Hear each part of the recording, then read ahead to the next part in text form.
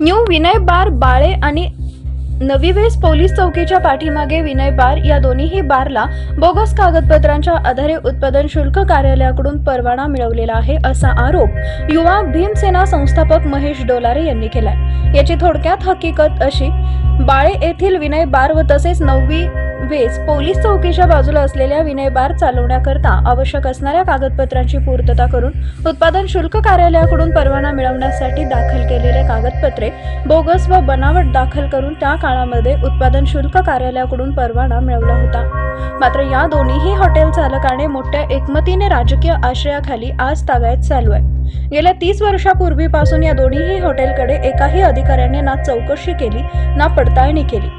मात्र काही वर्षापूर्वी डान्स बारच्या नावाखाली झालेल्या केसमध्ये पोलिसांच्या तपासामध्ये बनावट कागदपत्र आढळून आले, तरी देखील या बारवरती राजकीय दबावापोटी अधिकारी कारवाई करत नाहीत असाही आरोप या संघटनेचे अध्यक्ष महेश डोलारे यांनी केलाय।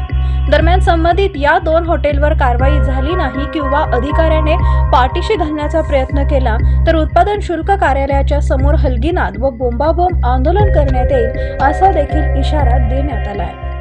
मी महेश डोलारे, युवा भीमसेना सामाजिक संघटनेचा संस्थापक अध्यक्ष। आज या ठिकाणी राज्य उत्पादन शुल्क माननीय नितीन धार्मिक साहेब यांना आम्ही आमच्या संघटनेच्या वतीने निवेदन दिलेलं आहे। आमच्या निवेदनामध्ये अशी मागणी केलेली आहे, न्यू विनय बार बाळे व विनय बार नवेस पोलीस चौकीच्या बाजूला लगत असणारा न्यू विनय बार या दोन्हीही बारची चौकशी करून संबंधित मालकावर गुन्हा दाखल करावा।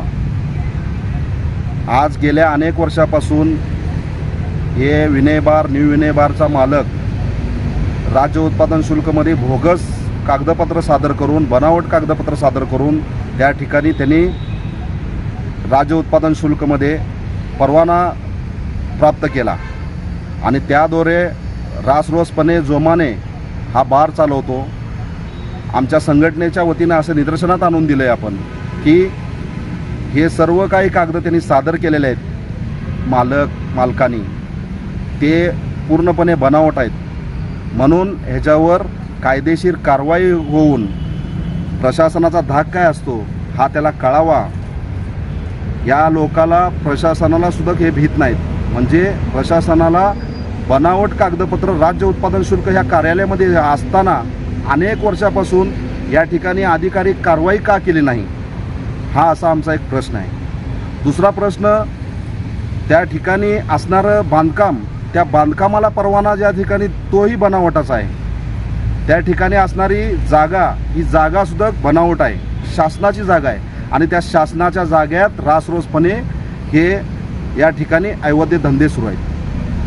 बाळे या ठिकाणी ज्या जागेत तो न्यू विनय बार उभा आहे, तो न्यू विनय बारच्या जागा ही नैसर्गिक वड्याची जागा आहे, परंतु त्या ठिकाणी हे बनावट कागदपत्र तयार करून, बनावट कागदपत्र सादर करून गेल्या अनेक वर्षापासून राज्य उत्पादन शुल्कचे काही कर्मचाऱ्याला हाताशी घेऊन, पोलीस प्रशासनाला हाताशी घेऊन त्या ठिकाणी हे बार सुरू आहे।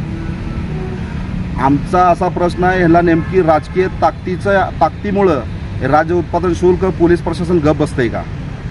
तर हे सर्व प्रकारावर गांभीर्याने ह्याच्यावर लक्ष घालून हे जे भोगस बनावट कागदपत्र सादर करणारा न्यू विनय बारचा मालक ह्याच्यावर गुन्हा दाखल करून, आतापर्यंत शासनाची यांनी फसवणूक केली आहे, तोही गुन्हा दाखल करून यांनी कारवाई करण्यात यावी, या आशयाचं निवेदन आज आम्ही दिलेलं आहे। जर या आमच्या मागणी पूर्ण नाही झाल्या किंवा आमच्या निवेदनाचा विचार नाही झाला तर राज्य उत्पादन शुल्क कार्यालयासमोर बोंबाबोंब आंदोलन आम्ही या ठिकाणी करणार आहे। राज्य शासनाला, माननीय जिल्हाधिकारी, कलेक्टर यांना व राज्य उत्पादन शुल्काला फसवणूक केल्यामुळं त्याच्यावर तात्काळ कारवाई होऊन या दोन्हीही बारवर सील करण्यात यावी, अशी ही आमची मागणी आहे।